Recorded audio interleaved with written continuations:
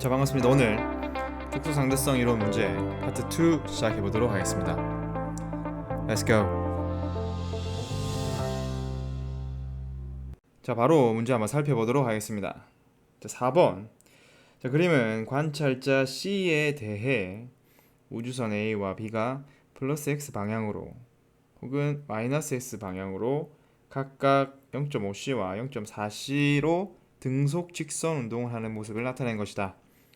A와 B의 X축과 나란한 방향의 고유 길이는 서로 같다. 자, 고유 길이가 뭐였나요? 측정 대상에 대해서 정지하고 있는 관측자가 측정한 길이죠. 하지만 C가 볼 때는 A와 B가 움직이고 있기 때문에 이 운동 방향과 나란한 방향으로 길이 수축이 일어나게 됩니다. 그래서 C는 A와 B의 고유 길이보다 더 짧은 길이를 측정하게 되겠죠.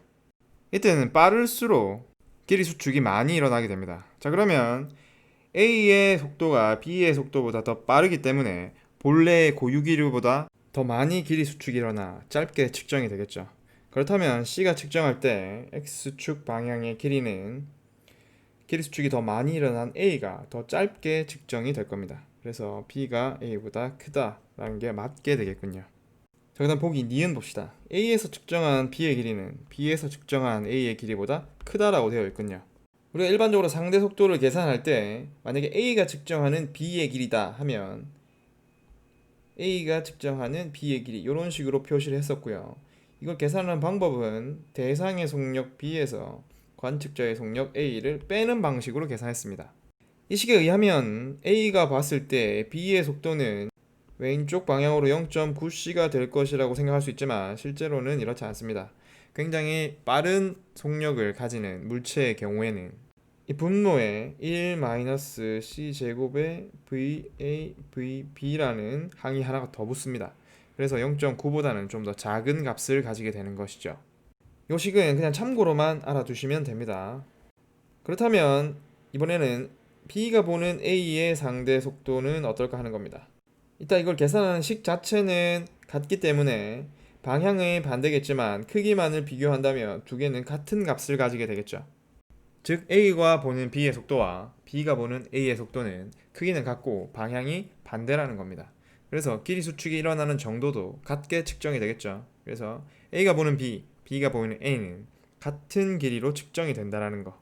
그래서 니은 틀렸군요. 자, 그 다음에 B에서 측정할 때, 자, 관측자가 B입니다. A의 시간이 C의 시간보다 느리게 간다. 자, 관측자를 B로 했을 때 C는 오른쪽 방향으로 0.4c만큼 움직이는 것처럼 보일 거고요. 이 A는 0.4c보다는 더 빠르게 움직이게 될 겁니다. 그죠? 이렇게 더하는 방식에 의해서. 그렇다면 빠르면 빠를수록 시간은 어떻다? 느리게 간다. 그래서 B가 볼 때 A의 시간이 C의 시간보다 더 느리게 간다라고 이야기할 수가 있겠군요. 그래서 정답은 3번이 되겠습니다. 자, 두 번째 문제 같이 한번 읽어보죠. 자, 우주선이 우주 정거장에 대해 0.6c의 속력으로 직선 운동을 하고 있군요. 자, 광원에서 우주선의 운동 방향과 나란하게 발생시킨 빛신호, 이게 거울에 반사돼서 광원으로 되돌아오는군요. 표는 우주선과 우주정거장에서 각각 측정한 물리량을 나타낸 것입니다. 자, 측정한 물리량 표를 볼게요. 자, 빛 신호의 속력. 자, 어느 좌표계에서나 관성계에서는 C로 측정이 된다는 거. 그리고 빛 신호가 광원에서 거울까지 가는데 이동한 거리. 저희는 우주선에서 측정한다면은 요 광원과 거울 사이의 거리의 고유 길이를 측정을 하게 될 겁니다. 그죠? 이 고유 길이는 우주선 안에서는 항상 같은 값을 가지기 때문에 거울에서 광원까지 가는데 이동한 거리와 같은 값인 L0가 될 겁니다. 광원에서 거울까지, 거울에서 광원까지 같은 길이만큼 이동을 하게 되는 거죠. 하지만 우주정거장 밖에서 보면은 요 사이 거리가 길이 수축이 일어나기도 하고요. 그래서 광원과 거울 사이의 거리가 짧아진다라고 말할 수 있지만 이 빛이 광원에서 거울까지 가는 동안을 우리는 고려를 합니다. 그 말은 광원에서 빛이 나와서 거울까지 가는 동안 거울이 우주선과 함께 앞으로 이렇게 이동을 하기 때문이죠. 그래서 이것에 의해서 빛은 광원과 거울 사이의 거리보다 좀 더 긴 거리를 이동을 해야 되는 겁니다. 그러면 우주선이 움직이기 때문에 이 거리가 더 길어지는 것과 그리고 길이 수축에 의해서 이 둘 사이, 광원과 거울 사이의 거리가 짧아지는 것, 이 두 가지를 다 고려를 해줘야 되는데 이걸 고려할 필요는 없습니다. 문제에서는 그걸 묻고 있지는 않죠. 자, 그럼 이제 광원에서 거울까지 이 우주 정거장에서 측정한 거리를 L3라고 둘게요. 그러면 광원에서 거울까지 빛이 이동한 거리는 이 실제 길이보다는 좀 더 길게 이동을 하게 되는 거죠. 그럼 이 길이가 L1이 되겠군요. 그 다음 L1만큼 이동하여 거울에 도달한 다음 반사돼서 다시 광원으로 되돌아갑니다. 그럼 이때는 광원 이 부분이 우주선과 함께 오른쪽으로 움직이기 때문에 본래 위치보다 오른쪽으로 이렇게 이동을 하게 되죠. 그렇다면 거울에서 광원까지 가는 거리는 광원에서 거울까지 가는 L1보다는 더 작은 값을 가지게 되는 겁니다. 그래서 L1과 L2를 비교하면 L1이 더 큰 값을 가진다고 이야기할 수가 있겠군요. 자, 그 다음 L1과 L2를 더한 겁니다. 우주정거장에서 봤을 때 빛이 이동한 경로의 총 길이가 되겠군요. 자, 이 부분 좀 헷갈리기 때문에 확대를 좀 해서 보겠습니다. 우주정거장에서 봤을 때 광원에서 출발한 빛은 거울까지 도달하는데 본래의 거울까지 거리보다 좀 더 긴 거리를 이동합니다. 그죠? 왜냐하면 우주선이 움직이고 있기 때문에 요만큼을 더 가져야 된다는 거죠. 그래서 고유 길이, 광원에서 거울까지는 고유 길이에서 우주선이 그 시간 동안 이동한 거리만큼을 더 이동을 해줘야 됩니다. 그래서 고유 길이를 L0라고 두면 얘는 L0에다가 우주선이 이동한 거리만큼을 더해준 값이 되는 거죠.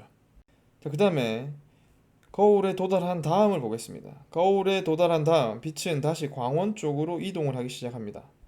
이 이동을 하는 동안 마찬가지로 우주선은 오른쪽으로 움직이고 있기 때문에 이 광원 부분이 오른쪽으로 다가오게 됩니다.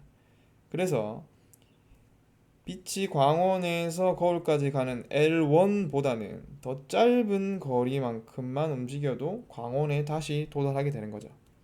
그러면 이때는 이 길이만큼이 우주선이 이동한 길이가 될 겁니다. 그럼 우리는 L2를 이렇게 표현할 수가 있겠죠. 원래 L1만큼 이동해야 되는데 우주선이 이만큼 움직였기 때문에 그것만큼 덜 움직여도 된다라는 거죠. 하지만 이때 이 위에 있는 요 네모와 아래에 있는 네모는 다른 값을 가진다는 거. 왜냐하면 광원에서 거울까지 갈 때의 거리와 거울에서 광원까지 다시 돌아오는데 거리가 다르기 때문에 걸린 시간도 다릅니다.